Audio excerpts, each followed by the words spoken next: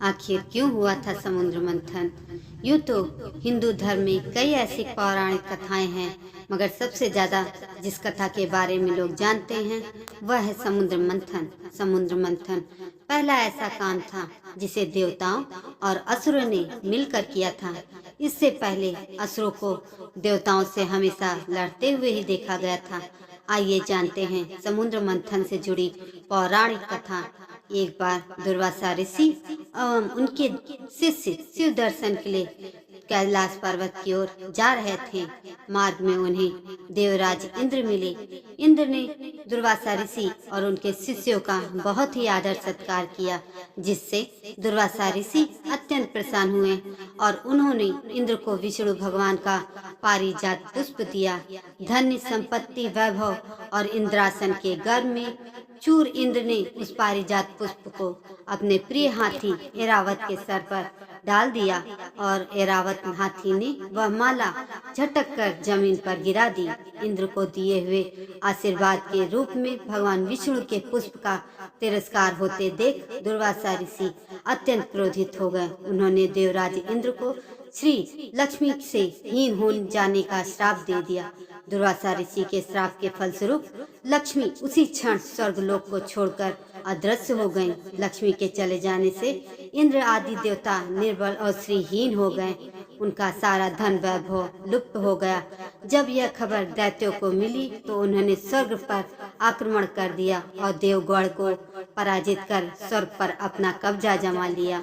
इसके बाद निराश होकर इंद्र देवगुरु बृहस्पति और अन्य देवताओं के साथ ब्रह्मा जी के शरण में पहुँचे। तब ब्रह्मा जी बोले, देवेंद्र इंद्र, भगवान विष्णु के भोग रूपी पुष्प का अपमान करने के कारण रुष्ट होकर भगवती लक्ष्मी तुम्हारे पास से चली गई हैं। यदि तुम उन्हें पुनः प्रसन्न करने के लिए भगवान नारायण की कृपा दृष्टि प्राप्त करो तो उनके आशीर्वाद से तुम्हारा खोया वैभव पुनः मिल जाएगा। इंद्र और अन्य देवताओं के आग्रह पर ब्रह्मा जी भी उनके साथ भगवान विष्णु की शरण में पहुँचे।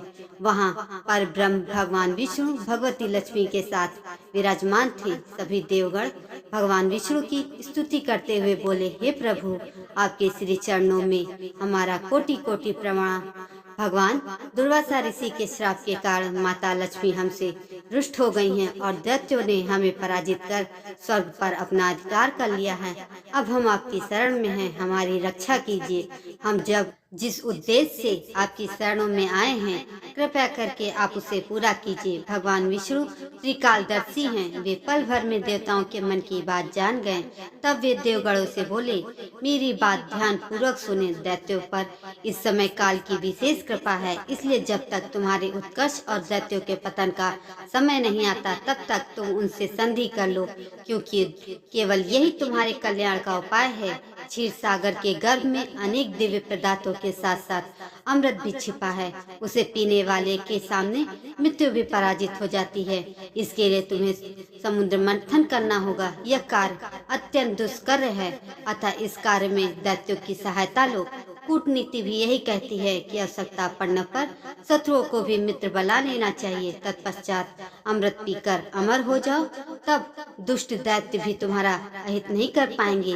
वे जो भी शर्त रखे उसे स्वीकार कर लो। यह बात याद रखो कि शांति से सभी कार्य बन जाते हैं, क्रोध करने से कुछ नहीं होता। भगवान विष्णु के परामर्श के अनुसार इंद्रादित्य देवगण दैत्यराज बलि के पास संधि का प्रस्ताव लेकर गए और उन्हें अमृत के बारे में बताकर समुद्र मंथन के लिए तैयार कर लिया। समुद्र मंथन के लिए समुद्र में मदराचल को स्थापित कर वासुकी नाग से रस्सी बनाया गया। तत्पश्चात दोनों पक्ष अमृत प्राप्ति के लिए समुद्र मंथन करने लगे। अमृत पाने की इच्छा से सभी बड़े जोश और वेग से मंथन कर रहे थे। सहसा तभी समुद्र में से कालकूट नामक भयंकर विष निकला। उस विष की अग्नि से दसों दिशाएं जलने लगी। समस्त प्राणियों में हाहाकार मच गया। उस विष की ज्वाला से सभी देवताओं और दैत्य जलने लगे और उसकी क्रांति फीकी पड़ने लगी। इस पर सभी ने मिलकर भगवान शंकर से प्रार्थना की।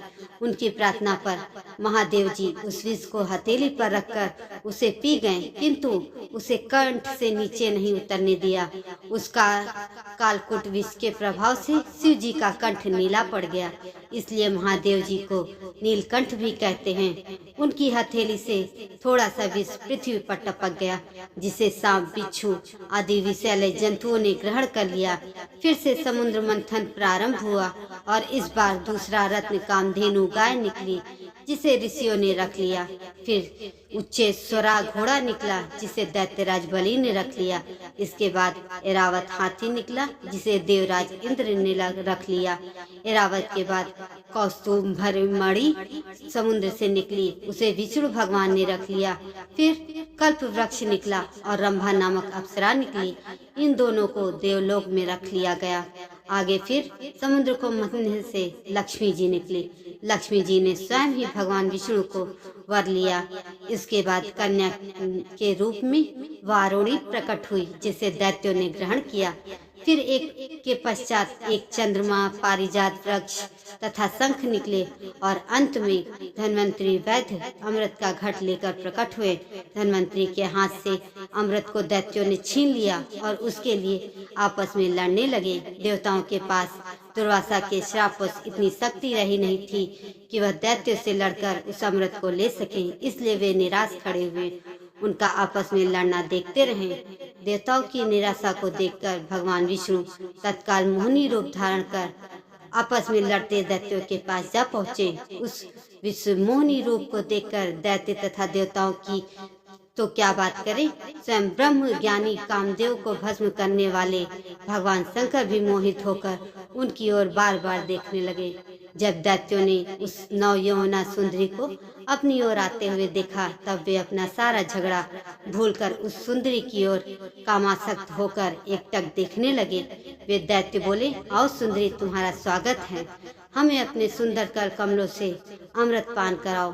इस पर विश्वमोहिनी रूपी विष्णु ने कहा, ये देवताओं और दानवों, तुम दोनों ही महर्षि कश्यप जी के पुत्र हो, फिर भी परस्पर लड़ते हो। मैं तो स्वेच्छाचारिणी स्त्री हूँ। बुद्धिमान लोग ऐसी स्त्री पर कभी विश्वास नहीं करते, फिर तुम लोग कैसे मुझ पर विश्वास कर रहे हो? अच्छा, यही है कि स्वयं सब मिलकर अमृत पान कर लो। विश्वमोहिनी के ऐसे नीति कुशल वचन सुनकर उन दैत्यों, दानवों और असुरों को उस पर और भी अधिक विश्वास हो गया। वे बोले, सुंदरी, हमें तुम पर पूर्ण विश्वास है। तुम जिस प्रकार इस अमृत को बांटोगी, हम उसी प्रकार अमृत पान कर लेंगे। तुम ये घट लो और हम सभी में अमृत वितरण करो। विश्वमोहिनी ने अमृत घट लेकर देवता और दैत्यों को अलग अलग पंक्तियों में बैठने के लिए कहा। उसके बाद दैत्यों को अपने कटाक्ष से मदहोश करते हुए देवताओं को अमृत पान कराने लगी। दैत्य उनके कटाक्ष से ऐसे मदहोश हुए कि अमृत पीना ही भूल गए। भगवान की इस चाल को राहु नामक दैत्य समझ गया। वह देवता के रूप बनाकर देवताओं में जाकर बैठ गया और प्राप्त अमृत को मुख में डाल लिया।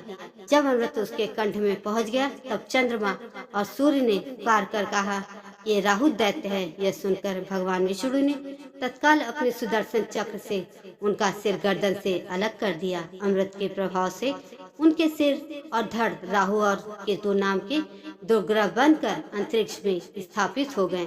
वे ही बैर भाव के कारण सूर्य और चंद्रमा का ग्रहण कराते हैं।